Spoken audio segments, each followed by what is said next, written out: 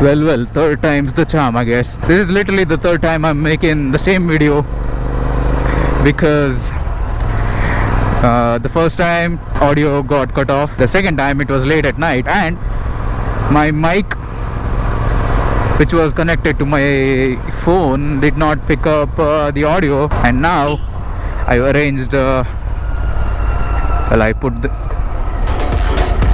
wow, the very first day, the very first day of getting a GoPro.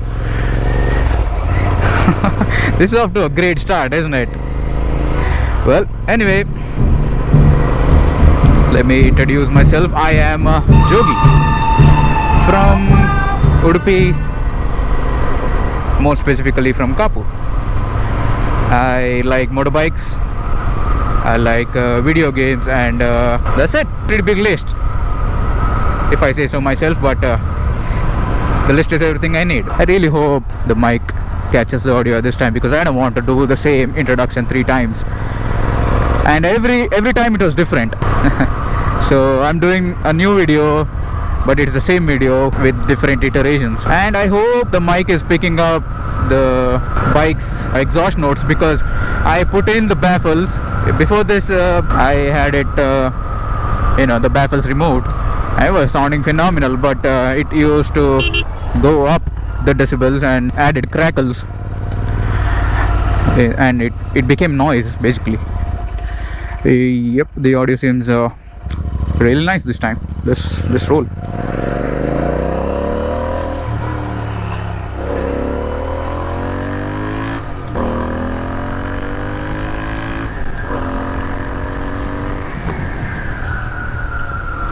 With the baffles on, without the baffles on, the AWs, just the sound and the performance. I mean, the performance is not that big of a jump, but I could feel the smoothness initially when it was being installed.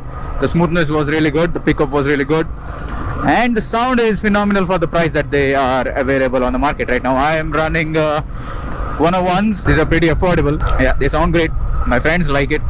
And hey, the previous unseen videos, I was talking about my older bike and comparing it with this bike and how it is, and I'll do that in this video. I had an R15 V3 2019. It being a sport bike and all, it really was an experience that you should experience firsthand. The leans, the reach for the handlebars. Oh wow, that should be on a t-shirt. Reach for the stars. Now we reach for the handlebars, which are far away, down there.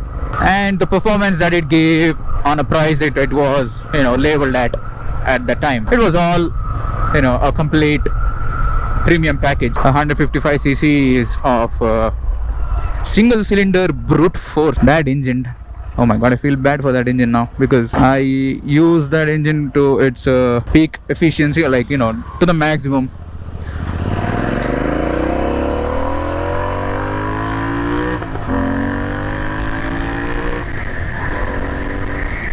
Yeah, well, this is the thing about this bike. You can't do that on an R15. Come on. That's the reason I got this bike. Double in everything. One more cylinder. This being a twin. Twice or almost thrice the horsepower, and definitely thrice more than 3 times the torque. And my experience after switching from an R15 to this upright Indian muscle cruiser, I don't know which category this falls into, but whatever category it is, I like it. I got into classic bikes after I had the sport bike. I don't know when that switch happened, but hey, call me an old man, I guess, already. I guess the old soul in me wanted to just ride and not do all the extra stuff. I mean, it's not extra, but now for me it is. I just want to flip the throttle and just go, no questions asked. I was able to do that in the R15 also, but it being a very committed riding stance for everyday commute, it was alright, because I have ridden that to and from Udupi, Manipal, and I also took the bike to Bangalore. I rode it there single stretch. I completed Udupi to Bangalore in about 7.5 hours, I think, and that's without stop. I personally like the sports stance. I never had a complaint with it apart from the first 3 days of getting it, because the first 3 days I had unbearable back pain. Like the 3 days of suffering that I went through because I loved the bike so much. I mean, hey, well, love hurts. How about that? That's nothing new, is it? I did it for love. Well, yeah, I love the bike, and the bike loved me back. That's the thing. It actually loved me back. It took me to places that I didn't think a motorcycle would take you. It took me to places physically and emotionally. Whenever I had to go somewhere, it was always there. And by going somewhere, I mean, whether it was from point A to point B or it was to attain mental peace. The bike was awesome. Well, yeah, sitting on this bike, talking about that bike, a different feeling, because I miss it. I miss the bike. I needed an upgrade. I never settle. That is one of my mottos. There's always room for an upgrade. So I chose this bike, and primarily because Dad likes Royal Enfield, and I don't like the. I did not at the time like the classic 350s or the 500s. I thought they were slow. I thought they were not my kind of thing. I just wanted to grip it and rip it. Wanted to go not too fast, but then it's a small bike. I was aware of that. It's a small bike where you can go fast. You feel me? Like, not every small bike can do that.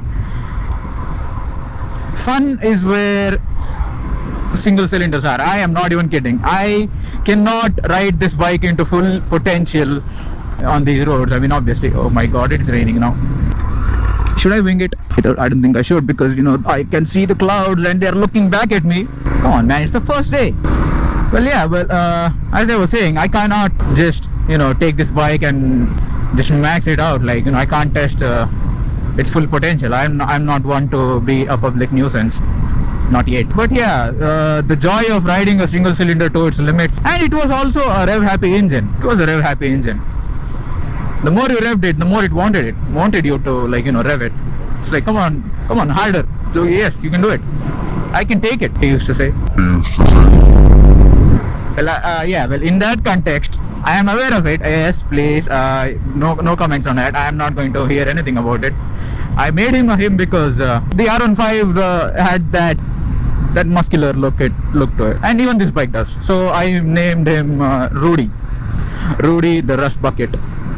But yeah, Lucifer, the R15, he was a good guy. No, I could push it to the limit and not worry about a thing. The mileage was exceptional. You hear that, man? You are not giving good mileage. The mileage on that bike was phenomenal, and for the performance that it provided, performance was awesome. Because when I say that is because it's a 155 single cylinder, and you can't really expect much out of it. But that bike provided you with sufficient amount of power, the torque, and fun. It was all balanced. I liked it. Yeah. Well, switching to this bike, can you see the wobble though? Can you see the wobble? Wobble exists, and I am not complaining, sir. I actually kind of like it. Can't explain why. I think it is the character of the bike. It's a Royal Enfield Interceptor or a GT. It's a 650. Oh wait, it has wobble issues. Well, okay, I knew that, and I kind of like it because it's a near-death experience, and motorbikes are known for that, giving you near-death experiences. At this point, I've owned it. Like, I know that this bike has a lot of issues, but then I also know that this bike will solve issues in my head just by going on a small ride. Loud noises make internal noises go away. You put that on a t-shirt. Thank you. I mean, you're welcome. When I got that bike, my dad and I went to the showroom. The dealership. and we were checking out bikes, and I had already brought home a quotation for the Dark Knight edition, and he was like, "The fuck, man! You didn't even ask me, huh?" And he knew that I wanted that bike very badly, but he also knew that I would, eventually get bored of it. But that didn't happen. What happened was I got bored of it. We were checking out the bike, and he sits on it. He was into the old, obviously the OGs, the Samurais, the ASDs, the Jawas. Yeah, well, that was the first time he was checking out a sport bike, and he goes and sits on it, and he was like, I'll show you it. He sits on it, and then he goes, reaching for the handlebar like this, he just goes down and down and down, and he still can't reach the handlebar, and he was like, "Okay, sir." He couldn't still reach the handlebars, and he was like, "The fuck is this? He asked me. I was like, I don't know. I really didn't know what to answer, because when he put it like that, the handlebar is way over there. He brought it for me, and I never looked back, or I never looked away from motorcycling. I really think it is part of me, and it defines who I am.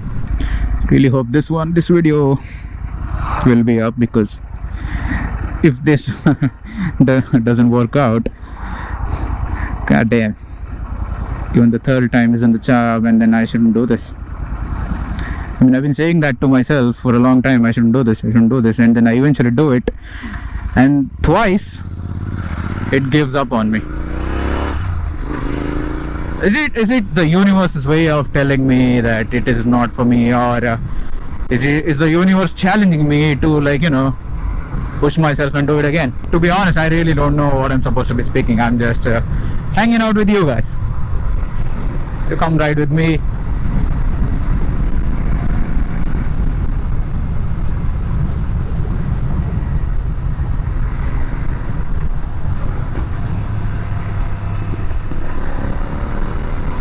Enjoy.